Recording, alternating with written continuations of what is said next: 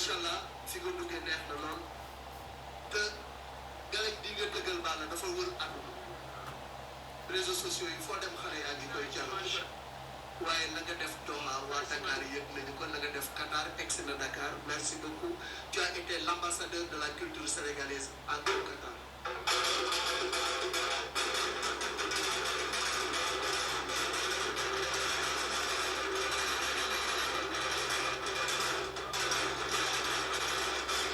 jërëjëf Adama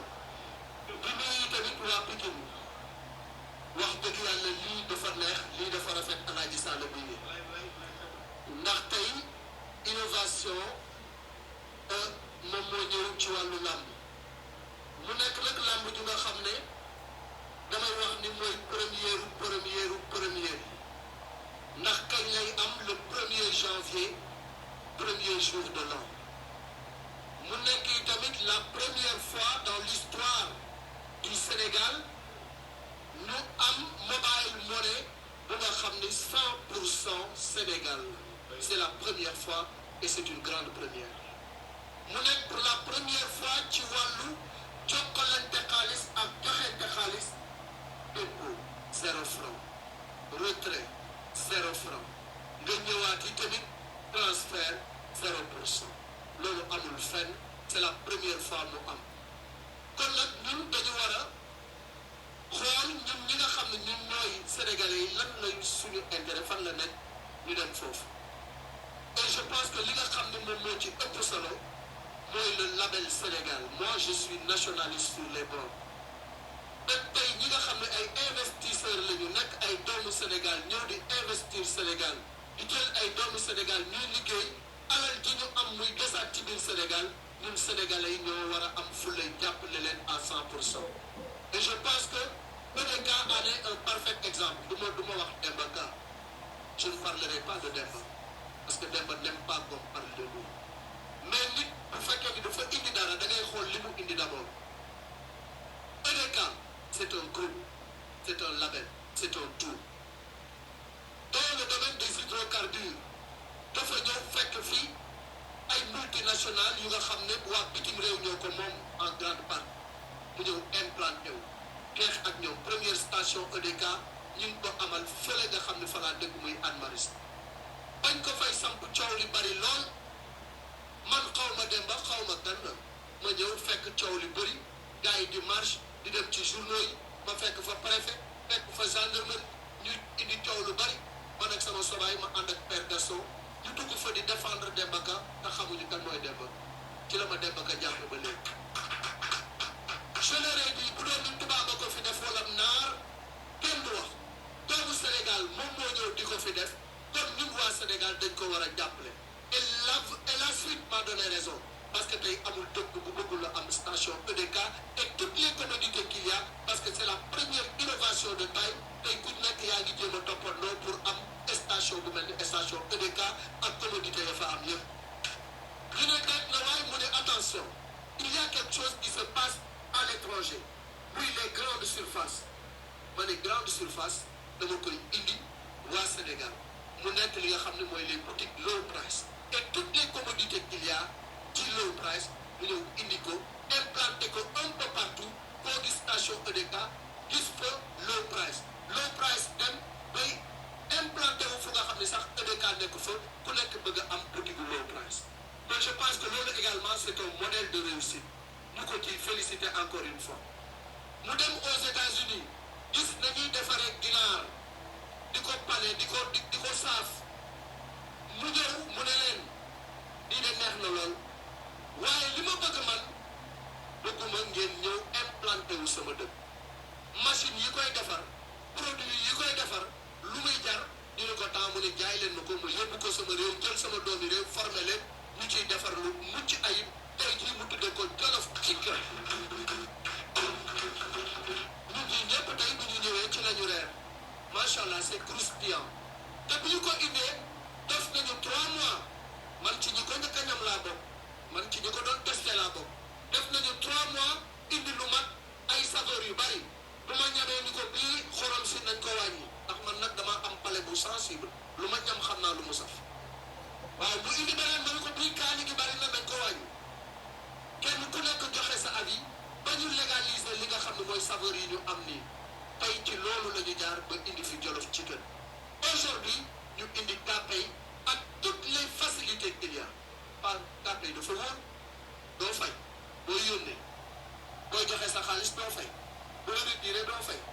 mais loolu bu ko am lan ngay wuti feneen en plus de ça mën nga ci fay lépp loo soxla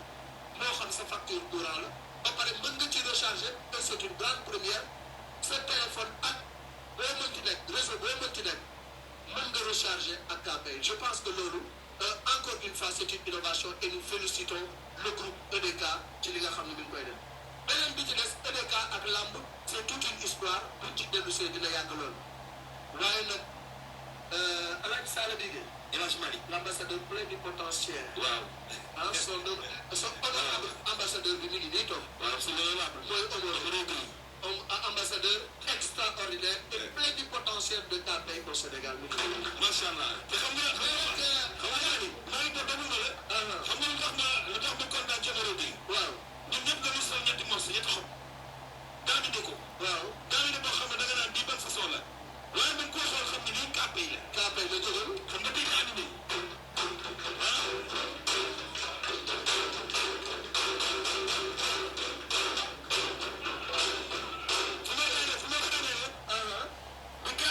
sama doom dafa ñëw papa kaa am na ma ne ko kaa ay doom ñu bëgg kaa mu ne ma bii Kpay la dëgg la ma ne ko boo baax maa ngi demal xale yi ni Kpay ñoo ko bokk moom sa bopp moom sa alal yombal sa dund loolu lañ ko bàkkee mais nag Alaaji Ngay ma nekk fële maa ngi koo nuyu te nuyu sama collaborateur le lambologue El Hadj Max Margan bu xasee wax ci lamb kenn ñemeetu la wax mais nag fi mu nekk nii coow laa ngi bëgg a bëri wax jaa ngi bëgg a bëri ñun ñu di wax ñii ñëpp gars yi toog ci télé yi intéressé wuñ leen. Balla Gaye mii ak Boy Niang mere moo intéressé nit mu ñëw Géejawaay nag fekk fi xale bu nga xam ne du ni ko may doomu Double Less rek moo tax mu dégg li mu dégg doomu mbër jàggil bëri yàgg des na la ñoom moom la ñu wax mais dafa nekk xale bu nga xam ne ba muy doon tuut tànk dugg ci làmb xoolul ay moromam ña ca sommet hiérarchie ba la xool nit ñi la feeñu ay nekk fa laa bëgg a egg te dinaa fa egg incha allah li gars yi di def ci 10 ans 11 ans 20 ans mu def ko ci 5 ans franchir toutes les échelons bëre ak maasam daan leen bëre ak ñi mu tolloon jamono daañ leen teg kalaaf bi daal di ginnaaw samay morom nag mënuma leen a jeexal te ñu fi gën a te ñëpp daan naa leen dañ ma jox ponkal yi lépp mu daal di daan da nga xam ne nag loolooy encore une grande première mooy le premier lutteur à avoir battu pour la première fois le roi des arènes bi nga xam ne moo fi nekkoon régné pendant 15 ans mu ngi taxee jóg ñu tudd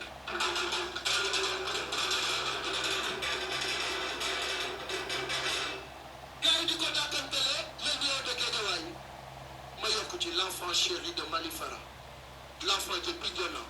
l'enfant de la région naturelle de Casamance le fils de Double Less le digne héritier de Falaye Baldé le digne héritier de Fodé Doussouba l'homme qui a traversé toute une génération moom mooy le premier lutteur buy wax ne nga ne mu ne la ñaata seconde laa la may wala ñaata simili laa la may bu bés ba jotee mu appliqué ko moo ko fi njëkk a def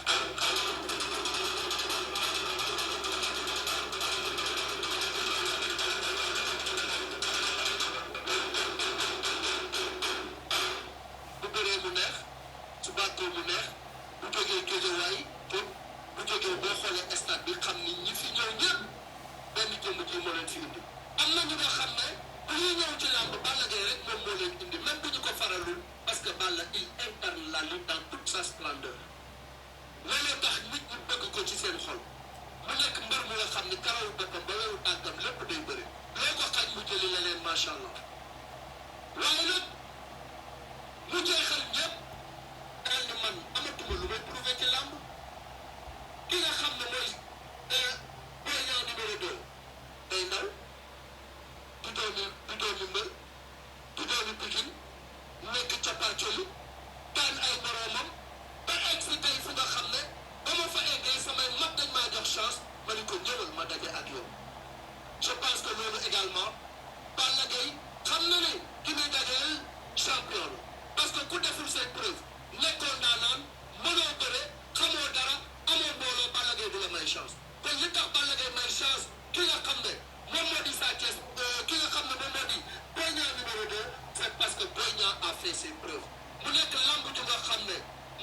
Ousmane wax na ko léegi Alaaji Papa Dieng wax na ko léegi ñaar ñi kenn takku ci ngemb pour daal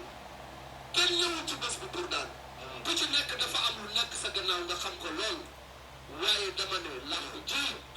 lamb ju rëy ngi nii te muy wax naa mu ko seet lamb ju neexal ngi nii teel premier janvier lamb ndaanaa dem nii teel premier janvier lamb ñaari doomu mbër ngi teel premier janvier premier janvier maa ngi tey foofu sa baaraam ma déglu c'est loolu jërëjëf kon